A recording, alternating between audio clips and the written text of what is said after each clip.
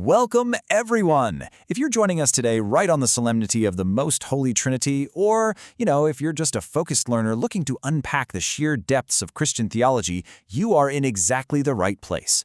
Today, we're really putting on our theologian hats for this explainer. We're going to objectively explore the complex history and theology of the Holy Trinity, going straight to the source texts. We'll be looking at the Holy Bible, the teachings of the Catholic Church, and the historic ecumenical councils that fought so hard to rectify ancient heresies. Our goal today is to journey from profound mystery to doctrinal clarity, using the very words that have anchored the Christian faith for millennia. Okay, let's dive right into this.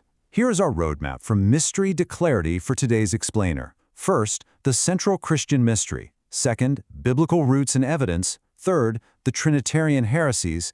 And finally, councils defining the doctrine. Section 1. The central Christian mystery. Now, before we get completely lost in all the historical debates and heavy Greek terminology, we really have to acknowledge the sheer absolute difficulty of defining God. We're finite beings trying to map out the infinite, right? The Catechism of the Catholic Church actually frames this perfectly. It says, "The mystery of the Most Holy Trinity is the central mystery of Christian faith and life. It is the most fundamental and essential teaching in the hierarchy of the truths of faith." So what's crucial to grasp here is that the Trinity isn't just, one doctrine among many.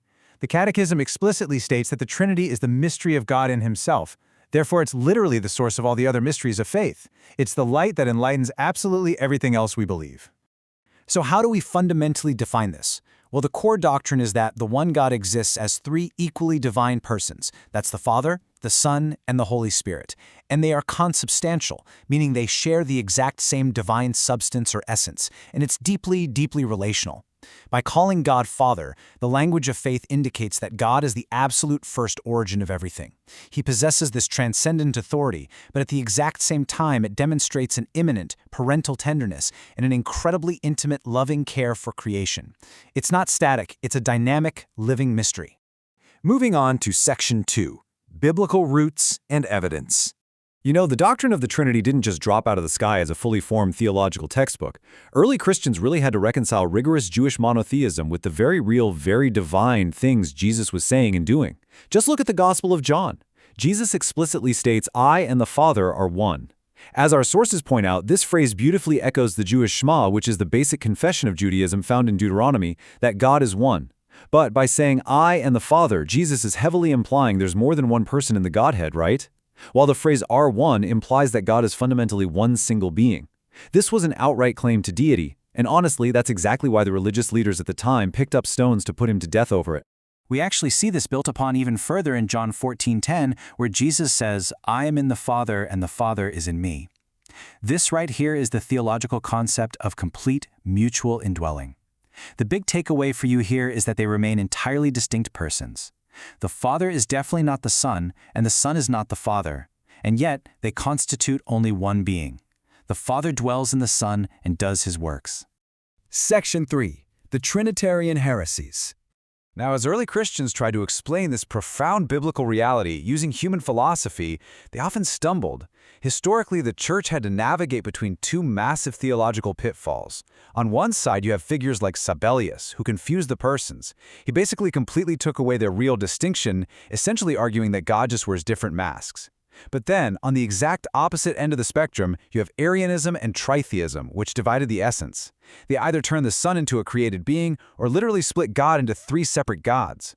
Looking at this negative space is incredibly helpful because it perfectly illustrates the boundaries of what the Church eventually defined as orthodox. The Council of Florence actually specifically condemned both of these extremes. Let's quickly walk through some of these specific heresies compiled by the Sapiens Institute. We've got modalism, where it's just one God existing in three modes. Then there are the Macedonians, who accepted the Son, but flat out denied the divinity of the Holy Spirit. Trinityism, which, you guessed it, outright claims there are three gods. Partialism, which wrongly teaches the Father, Son, and Spirit are merely parts making up the one God. And then, probably the most famous, Arianism, which totally denied that the Son was of the same substance as the Father. Honestly, it's kind of exhausting just trying to keep track of the myriad of ways human logic twisted itself in knots trying to tame the divine mystery. Which brings us to Section 4, Councils Defining the Doctrine. So how exactly did the early church rectify all these heresies and ultimately safeguard the truth? Well, clarifying this doctrine was a rigorous, intense process that spanned over a millennium. From the First Council of Nicaea back in 325 AD, all the way down to the Council of Florence in 1438, the Church had to repeatedly gather, debate, and precisely define the dogmas that basically form the bedrock of Catholic and Orthodox belief today. Now, what's really fascinating here is the sheer stakes at the Council of Nicaea. Convened by Emperor Constantine in 325, this was a massive, high-stakes attempt to gain consensus on the Son's nature. Imagine hundreds of bishops in attendance, including absolute theological heavyweights like Athanasius, intensely debating figures like Arius. The fundamental question they had to answer was this: do the Father and Son have the exact same essence, nature, or being? And the answer they finally arrived at, the winning doctrine that ultimately defeated Arianism, was homoousios. Translated from the Greek, it literally means consubstantial, or the same in substance or essence. This single word is the absolute critical linchpin of Trinitarian orthodoxy. Because this shared substance is a divine one, it implies that all three named individuals are absolutely equally divine. This brilliantly illustrates how that single concept translated into the creed we still recite today. Notice how every single phrase is like a highly targeted weapon against heresy. When the creed says begotten, not made, consubstantial with the Father, that precise language didn't happen by accident. It was meticulously crafted as a direct, unapologetic rebuttal to the Arian claim that Christ the Son was somehow created by the Father and not truly divine. As the theological reflection continued into the 5th and 6th centuries, we got this brilliant, beautifully clarifying formula from the Athanasian Creed. It simply states that the Catholic faith is this: that we worship one God in Trinity and the Trinity in unity, neither confounding their persons nor dividing the essence. That phrase perfectly threads the needle. It establishes the ultimate permanent boundary markers for Orthodox Christian belief. So, the crucial point across all these councils is stunningly clear. The Father, Son, and Holy Spirit are all completely uncreated, immeasurable, and eternal. The distinctions lie only in their relations of origin. Think of it this way: the Father is uncreated and unbegotten. The Son is begotten of the Father, and the Holy Spirit proceeds from the Father and the Son. And, as it was later clarified by the Third Council of Constantinople in 681, because there's only one divine nature in the Trinity, there is inherently only one divine will. We have covered a tremendous amount of ground today, all the way from the foundational biblical texts to the profound definitions forged in the fires of those ancient councils. I want to leave you with a final, slightly provocative thought to ponder.